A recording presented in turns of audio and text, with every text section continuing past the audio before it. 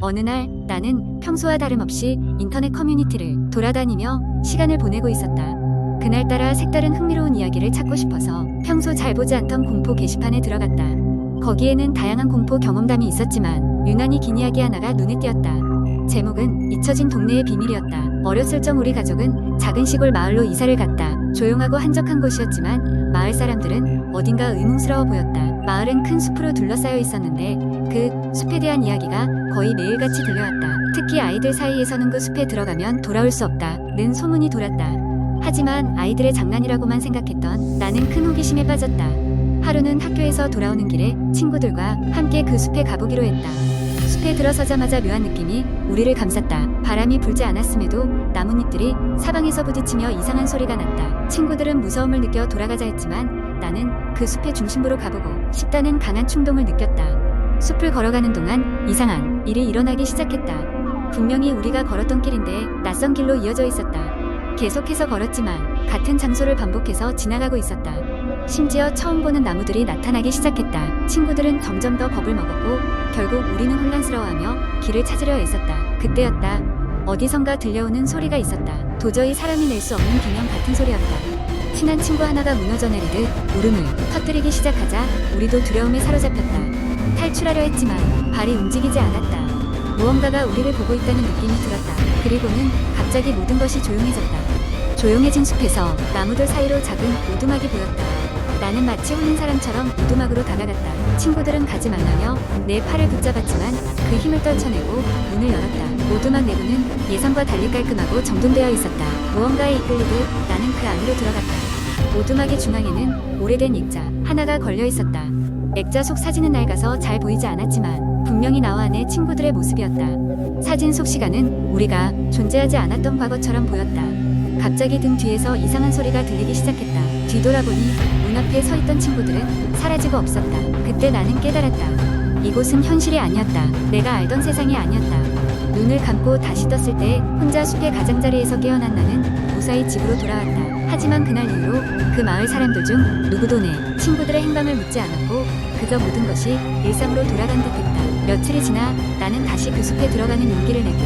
하지만 그날의 사건 이후로 숲은 정상적인 모습으로 돌아와 있었다.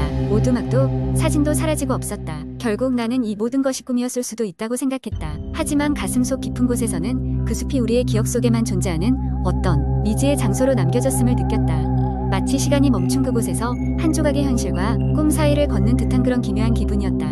두 번째 이야기, 한국 인터넷에는 다양한 공포 이야기가 전해지곤 합니다. 그중 하나인 산장괴담이라는 이야기를 각색하여 길게 작성해보겠습니다. 공포 이야기는 언제나 아침보다는 밤에, 특히 어둠이 깔린 깊은 산속의 외딴 곳에서 더욱 실감나게 다가옵니다. 그날도 여느 때와 다르지 않게 친구들과 나는 서울 근교의 산장으로 여행을 떠났습니다. 적당한 거리와 자연의 풍경이 아름다워 많은 사람들이 찾는 곳이었지만 우리도 소문으로 들어온 이야기 하나를 떠올리며 약간의 긴장감을 안고 있었습니다. 산장에 도착했을 때 해가 지기 바로 직전이었고 우리는 서둘러 짐을 풀고 저녁 준비에 들어갔습니다. 산속이라 그런지 공기도 맑고 상쾌했습니다. 저녁 식사를 마치고 우리는 거실에 모여 앉아 이런저런 이야기를 나누었습니다. 그때 우리 중 한 명이 갑자기 사고처럼 조용해진 분위기를 깨고 물었습니다.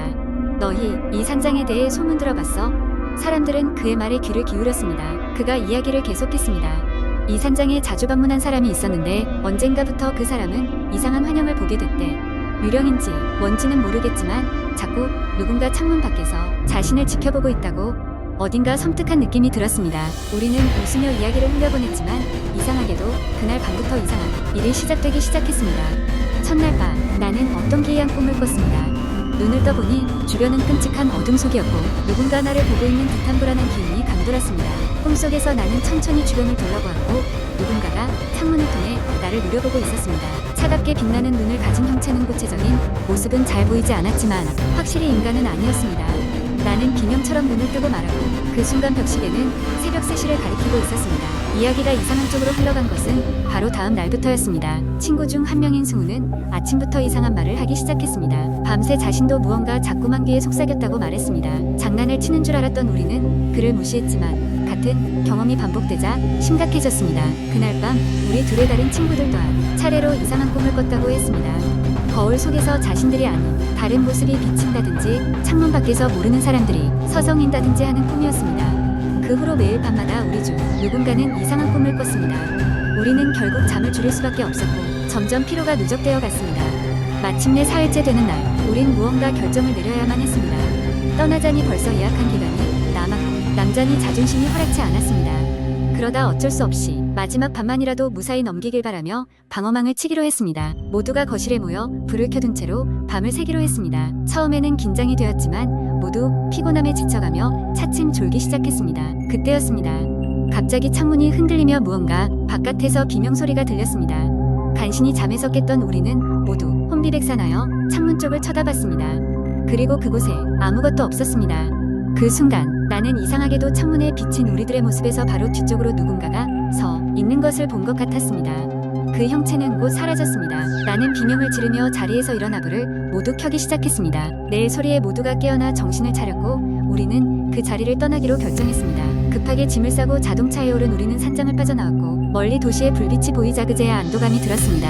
모든 일이 끝났다고 생각했지만 우리 모두 그 경험을 잊을 수 없었습니다. 며칠 후 각자 일상으로 돌아가려 했지만 우리는 여전히 꿈속에서 그 의문의 형상을 보곤 했습니다. 그 산장에 머물렀던 것이 단순한 우연이 아니었을지도 모른다는 생각이 자꾸만 들었습니다. 이상한 꿈들은 더 이상 자주 나타나지 않았지만 우리의 기억 속에 깊게 각인되어 마치 나쁜 꿈처럼 떠올랐습니다. 그리고 그때부터였을까요? 숙박 관련 리뷰를 작성하려 하던 중 나는 그 산장에 대한 또 다른 소스를 발견하게 되었습니다.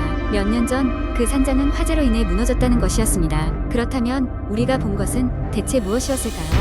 그 후로도 가끔씩 친구들과 만나면 우리는 그 이야기를 조심스럽게 꺼내곤 했습니다. 그때마다 녹슬어가는 기억 속 그림자들이 현실로 스며들지 않길 바라며 말입니다. 세 번째 이야기, 대학교 3학년 때 나는 기숙사에서 살고 있었다. 우리 기숙사는 40년이 넘은 오래된 건물로 여러 번의 리모델링을 거쳤지만 여전히 삐걱거리는 바닥과 오래된 엘리베이터가 그 역사를 증명하듯 자리 잡고 있었다. 기숙사 생활은 대부분 즐거웠지만 가끔씩 밤이 되면 설명할 수 없는 일들이 벌어지곤 했다. 어느 겨울 방학 때의 일이었다. 대부분의 학생들이 집으로 돌아가던 그때 나는 방학에도 학교 프로젝트 때문에 기숙사에 남아 있었다. 평소 시끌벅적하던 기숙사, 복도는 적막이 감돌았고 몇몇 복도 등의 전구는 깜빡거렸다. 그때는 별다른 생각 없이 그저 예산 문제로 인한 유지보수 부족이라 생각했을 뿐이었다. 어느 날 밤 프로젝트 작업을 마치고 방으로 돌아가는 길에 오래된 엘리베이터를 타게 되었다. 4층에 위치한 내 방으로 올라가는 동안 엘리베이터는 갑자기 3층에서 멈췄다. 문이 열렸지만 그곳엔 아무도 없었다. 나는 갑자기 소름이 돋았고 서둘러 문 열림 버튼을 눌렀다. 다시 문이 닫히고 엘리베이터가 올라가기 시작했지만 곧 이상한 발소리가 들렸다.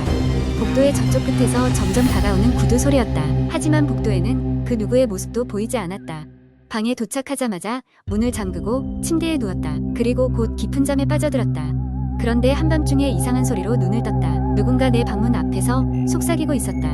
희미하게 들려오는 소리는 분명히 말소리 같았지만 뭐라고 하는지는 알 수 없었다. 침대에서 꼼짝할 수가 없었고 그 목소리는 점점 더 커졌다가 이내 사라졌다. 그날 이후로도 이상한 일은 계속되었다. 어느 날은 새벽 2시쯤 갑자기 책상이 흔들리며 컴퓨터가 바닥으로 떨어졌다. 또 다른 날은 샤워 중 거울에 알 수 없는 글자가 서서히 나타났다 사라지는 것을 목격했다. 나가라는 글자였다. 그 사건 이후로 나는 기숙사에서 홀로 남아있는 시간이 너무 두려워 친구의 방에 가서 잠을 청하기 시작했다. 그런 일련의 사건들로 인해 기숙사에 귀신이 있다는 소문은 더욱더 퍼져갔다. 마침내 방학이 끝나고 학생들이 돌아왔을 때야 나는 안도의 한숨을 쉴 수 있었다. 나 혼자 있는 동안 벌어졌던 일들을 친구들에게 이야기하자 기숙사의 귀신 이야기는 순식간에 퍼져나갔다. 그 이야기를 들은 몇몇 친구들은 같은 기숙사 건물에서 비슷한 경험을 했다고 털어놓았고 이는 그 전에 상상이 아니었음을 확인해 주었다. 몇 년이 지나 나는 졸업을 하고 그 기숙사에서의 생활도 끝을 맺었다. 그러나 그곳에서 겪었던 신비로운 경험은 여전히 뚜렷이 기억에 남아있다. 그곳에 도대체 무슨 일이 있었는지는 아직도 알 수 없지만 그때의 경험은 내가 무언가 설명할 수 없는 것을 믿게 만들었다. 기숙사의 역사는 계속되고 그곳을 지나는 다른 학생들은 또 어떤 이야기를 만들어낼지 모른다.